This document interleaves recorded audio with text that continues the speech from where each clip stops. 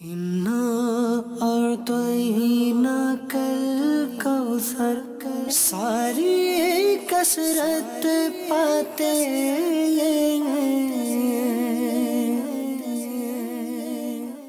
الحمدللہ رب العالمین والصلاة والسلام علی سید الانبیاء والمرسلین اما بعد فاعوذ باللہ من الشیطان الرجیم بسم اللہ الرحمن الرحیم الصلاة والسلام علیک یا رسول اللہ وعلی آلک واصحابک یا حبیب اللہ الصلاة والسلام علیک یا نبی اللہ وعلی آلک واصحابک یا نور اللہ۔ مدنی چینل کے ناظرین، الحمدللہ عز و جل سلسلہ ساری کثرت پاتے یہ ہیں میں حاضر ہیں، اور اس سلسلے میں ہم سورۃ الکوثر کی تفسیر سننے کی سعادت حاصل کر رہے ہیں۔ اپنے پچھلے سلسلے میں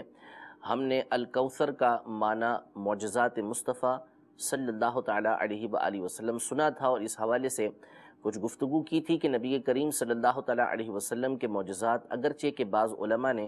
3000 سے کچھ زیادہ بتائے ہیں، لیکن حقیقتاً اگر غور کیا جائے گا تو آپ علیہ السلام کے معجزات مخلوق کے اعتبار سے لامتناہی ہیں، یعنی ان کو شمار نہیں کیا جا سکتا، ان کو گنا نہیں جا سکتا، اس قدر ذات مصطفیٰ صلی اللہ تعالیٰ علیہ وآلہ وسلم میں معجزات موجود ہیں۔ نبی کریم صلی اللہ تعالیٰ علیہ وآلہ وسلم کے معجزات جس طرح زمین پر ہیں، اس طرح آسمان پر بھی حضور علیہ السلام کے معجزات ظاہر ہوئے، اور یہ نبی کریم صلی اللہ تعالیٰ علیہ وسلم کے اعلیٰ ترین معجزات میں سے ہے۔ یعنی ایک تو سب سے بڑھ کر قرآن مجید فرقان حمید آپ کا معجزہ ہے، جیسا کہ پہلے ہم سن کر آ چکے ہیں، اور دوسرا آپ کا جو آسمان کے اعتبار سے معجزات ہیں، ایک تو معراج ہے کہ جس میں آپ صلی اللہ تعالیٰ علیہ وآلہ وسلم اللہ تبارک و تعالیٰ کی بارگاہ میں حاضر ہوئے، لا مقام میں تشریف لے کر گئے۔ دوسرا اس اعتبار سے معجزہ آپ کا شق القمر کا ہے کہ آپ صلی اللہ تعالیٰ علیہ وآلہ وسلم نے اپنے دست اقدس سے اللہ تبارک و تعالیٰ کی دی ہوئی قدرت سے چاند کے 2 ٹکڑے فرمائے۔ مشہور واقعہ ہے کہ ابو جہل اور دیگر کفار نے نبی کریم صلی اللہ تعالیٰ علیہ وآلہ وسلم سے اس بات کا مطالبہ کیا کہ اگر آپ نبی ہیں تو چاند کے 2 ٹکڑے فرما دیں، یعنی ان کا یہ دعویٰ تھا کہ اگر ان کا جادو ہے، یعنی یہ لوگ معجزے کو، حضور علیہ السلام کے معجزات کو جادو کہا کرتے تھے، تو کہنے والوں نے یہ کہا کہ اگر یہ جادو دکھاتے ہیں تو ان کا جادو یہ زمین پر تو چل سکتا ہے، آسمان پر نہیں چل سکتا، لہذا ان سے چاند کے 2 ٹکڑے کرنے کا مطالبہ کیا جائے۔ لہذا جب مطالبہ کیا گیا تو قاضی اعظم مالکی رحمۃ اللہ تعالیٰ علیہ نے 7 صحابہ کرام علیہم رضوان کی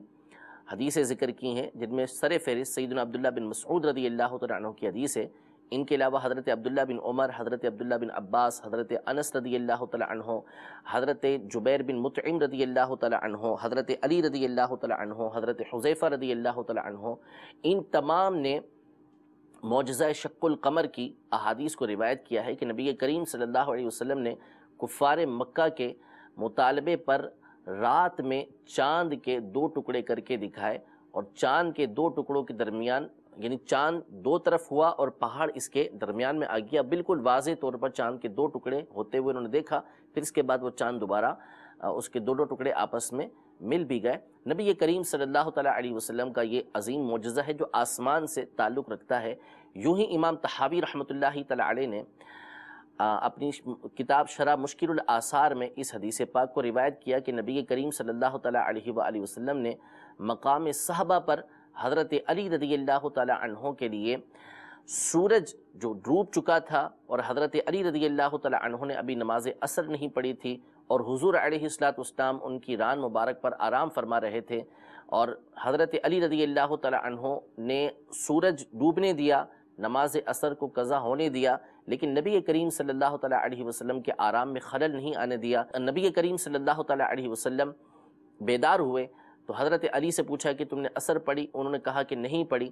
تو حضور علیہ السلام نے فرمایا کہ اے اللہ، یہ علی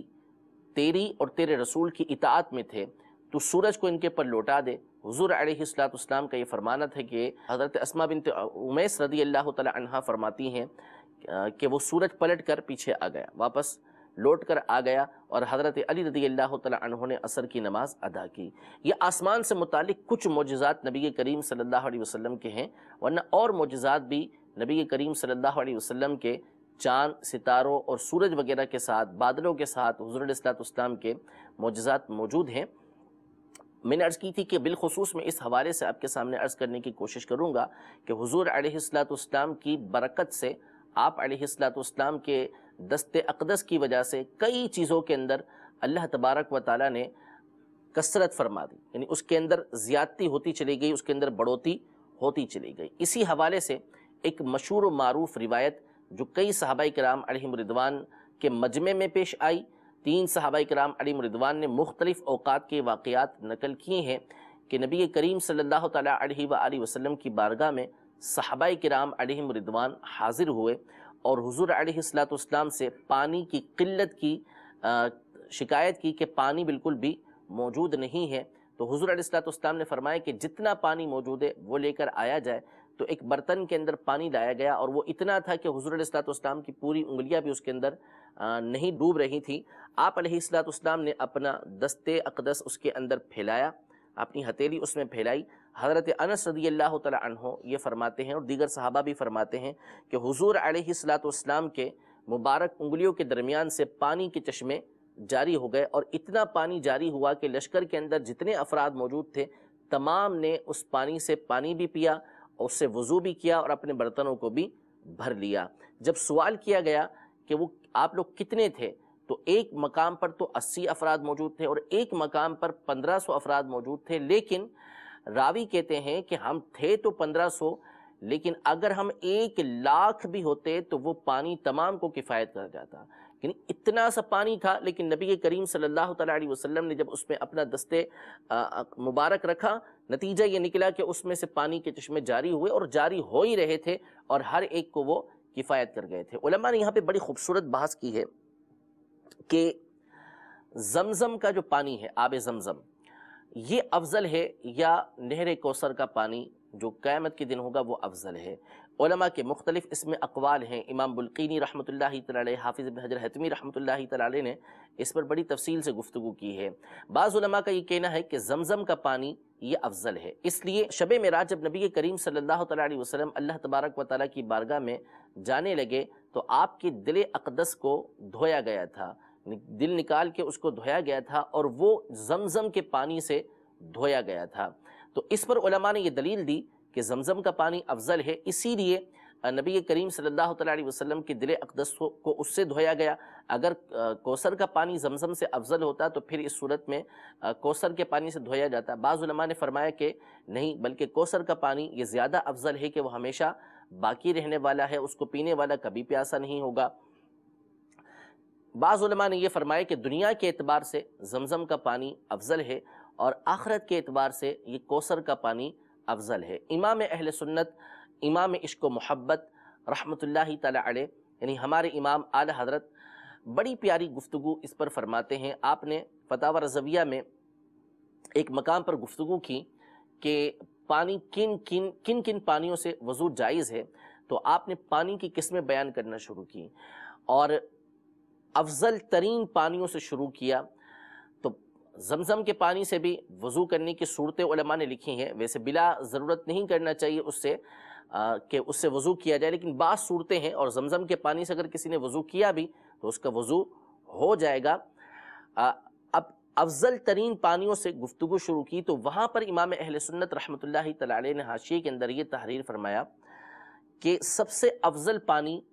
وہ پانی ہے کہ جو نبی کریم صلی اللہ تعالیٰ علیہ وآلہ وسلم کی انگلیوں کے درمیان سے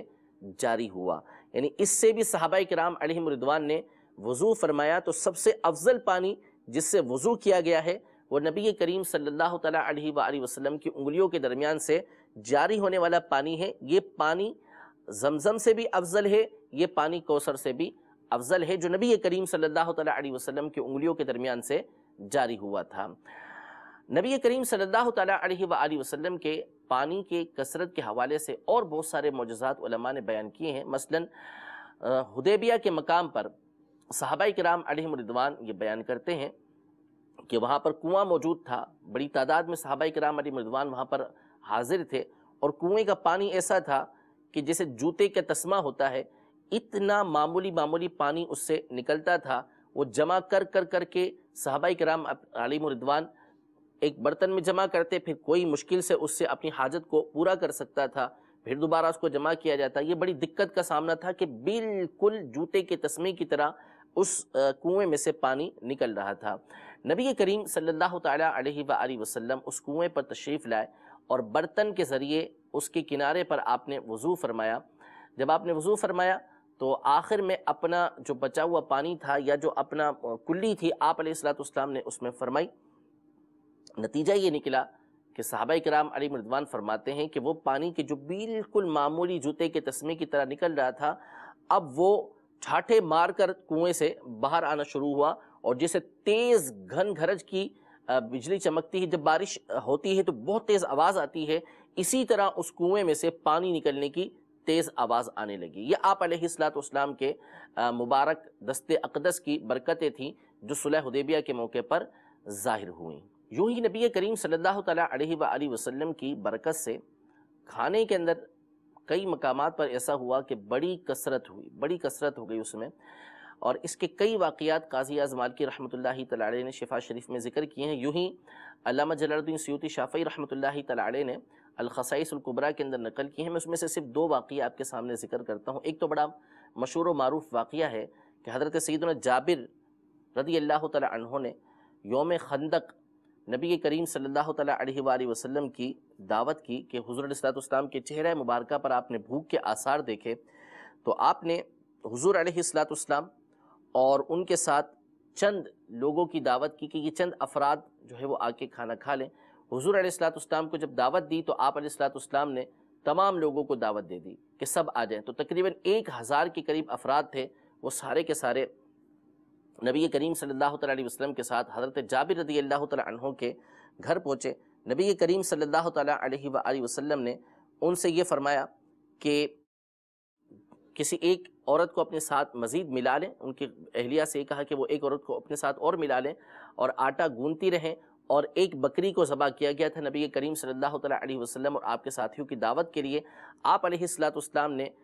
تمام صحابہ کرام علیہم رضوان کو ایک ایک کر کے کچھ کر کے گھر کے اندر بلاتے گئے، اور روٹیاں آتی گئیں۔ وہ سالن جو بنایا گیا تھا اس کی ہانڈی کے اوپر سے برتن ڈھکن نہیں ہٹایا گیا، اس میں سے سالن نکال کر دیا جاتا رہا یہاں تک کہ تمام کے تمام افراد، جو 1000 افراد وہاں پر موجود تھے، سب نے اس برتن میں سے کھا لیا، اور وہ جو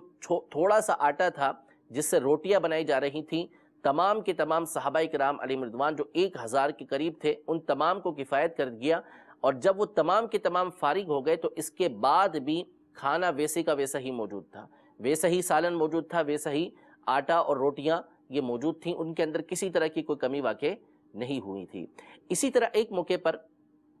حضرت سیدتنا فاطمہ رضی اللہ تعالی عنہا،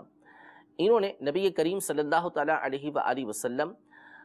کے لیے اور اپنے گھر کے لیے، یعنی اپنے لیے حضرت علی کے لیے رضی اللہ تعالی عنہ، اور جو حسنین کریمین تھے اور گھر کی جو خادمہ وغیرہ تھی، ان کے لیے تھوڑا سا کھانا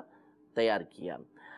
حضرت فاطمہ رضی اللہ تعالی عنہ نے حضرت علی رضی اللہ تعالی عنہ کو بھیجا کہ آپ جائیں اور نبی کریم صلی اللہ تعالی علیہ وآلہ وسلم کو دعوت دیں۔ حضور علیہ السلام کو دعوت دینے حضرت علی رضی اللہ تعالی عنہ گئے۔ آپ علیہ السلام تشریف لے کر آئے، اور وہاں پہنچ کر آپ نے حضرت فاطمہ رضی اللہ تعالی عنہ کو حکم دیا کہ اس میں سے، یعنی جو سالن آپ نے بنایا ہے، اس میں سے ایک ایک پیالہ